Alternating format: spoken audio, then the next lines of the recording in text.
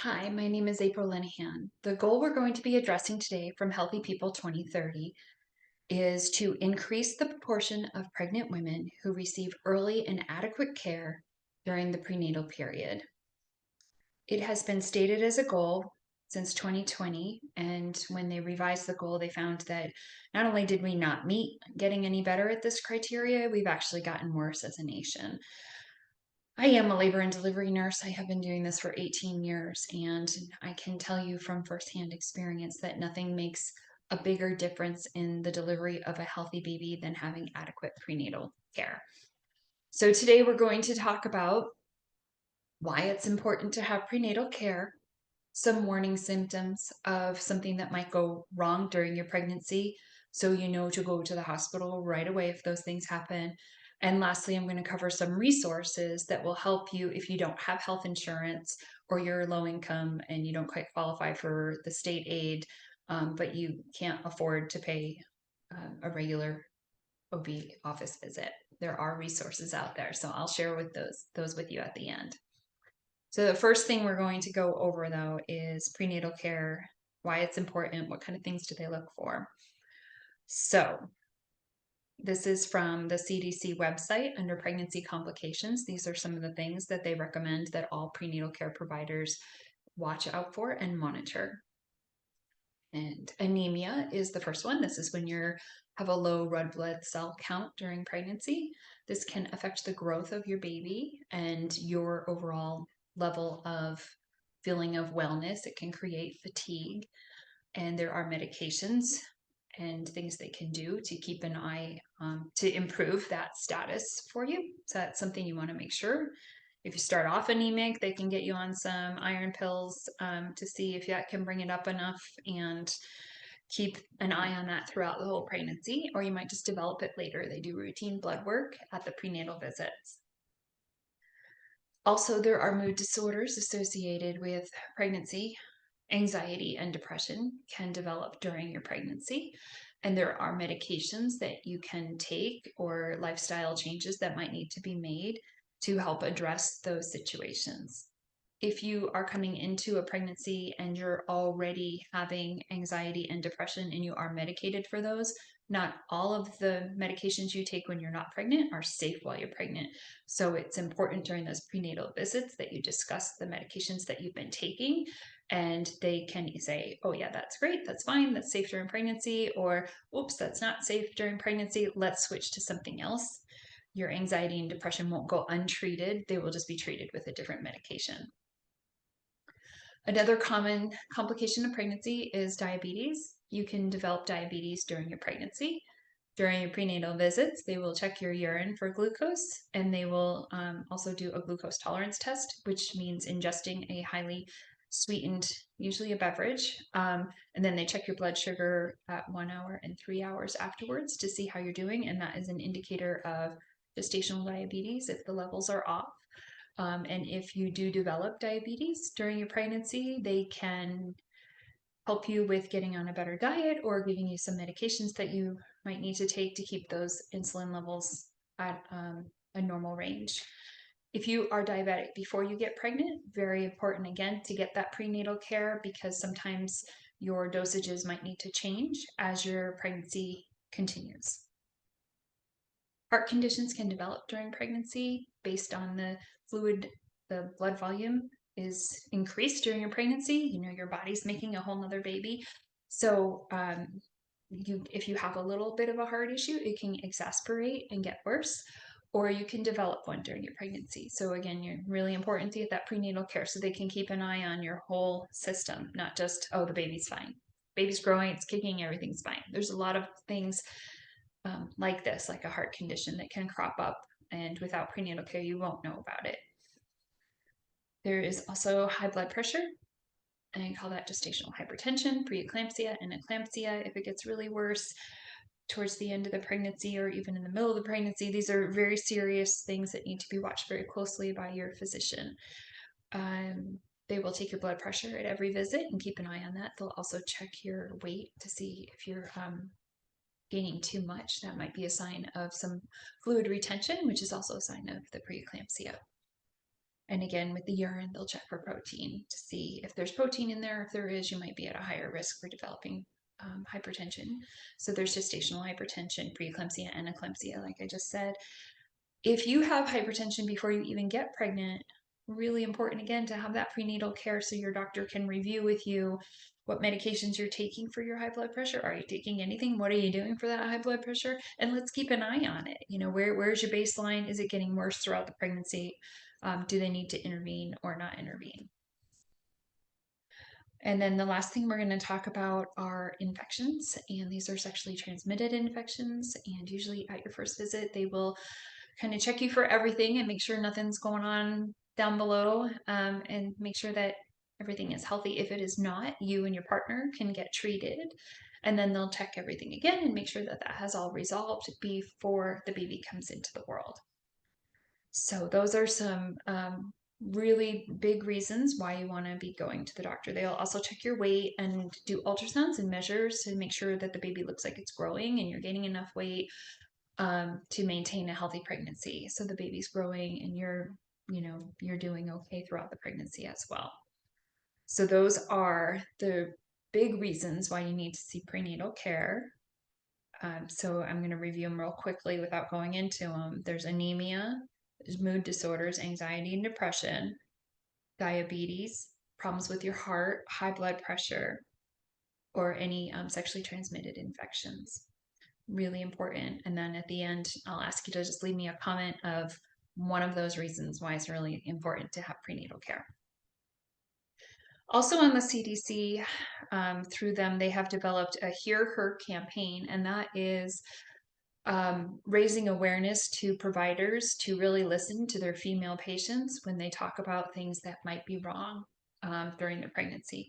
So they outlined some big things that can go wrong during pregnancy as well, and I want to go over them with you so that if you're pregnant and you don't have insurance, you haven't had a chance to get signed up, and or you've missed a couple visits and any of this is kind of going wrong, these are things that you'd want to go to the hospital right away for.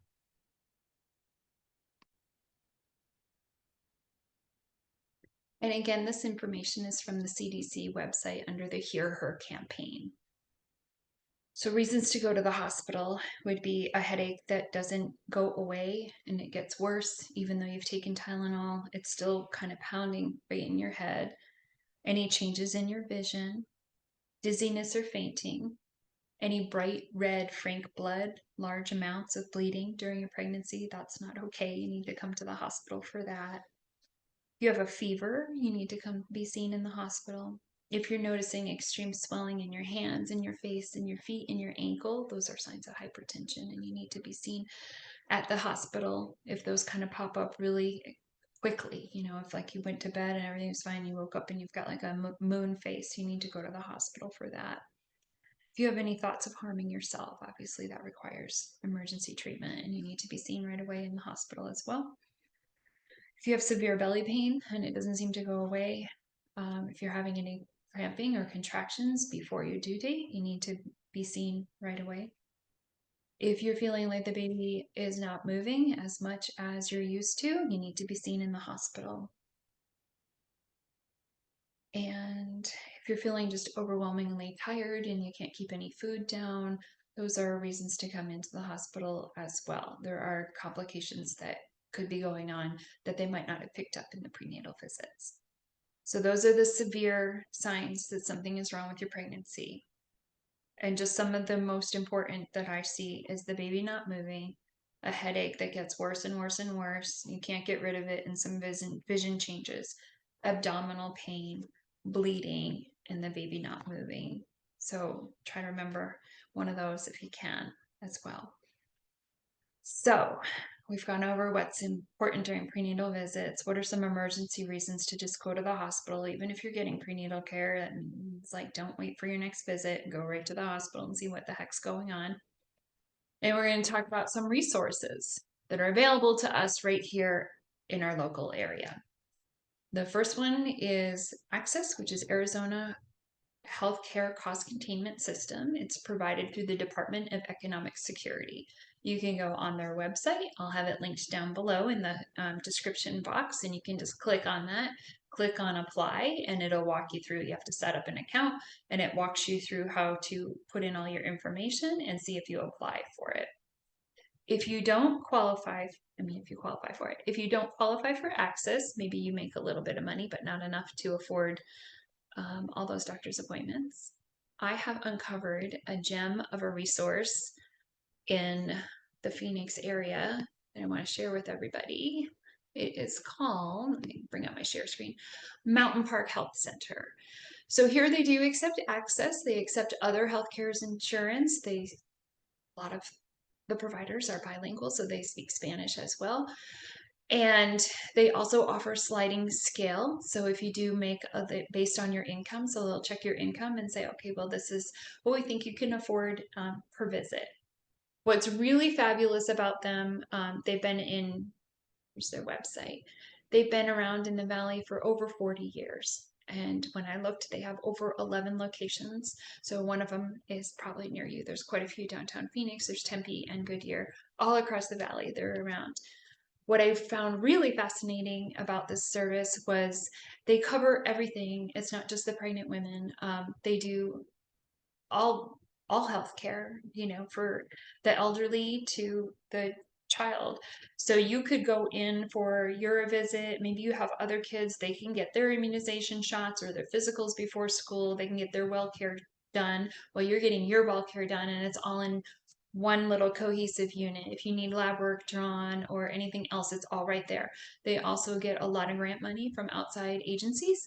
So they have a WIC provider on staff that like right there. So you can apply for that, and which is women, infant, and children, which will help with groceries. They cover some basics, milk and peanut butter and carrots and beans and stuff, just to kind of help keep you a nice high protein diet during pregnancy and to help out with the kids. When the baby's born, they cover formula and some breastfeeding assistance. Usually, they have a lactation consultant that you can reach out with.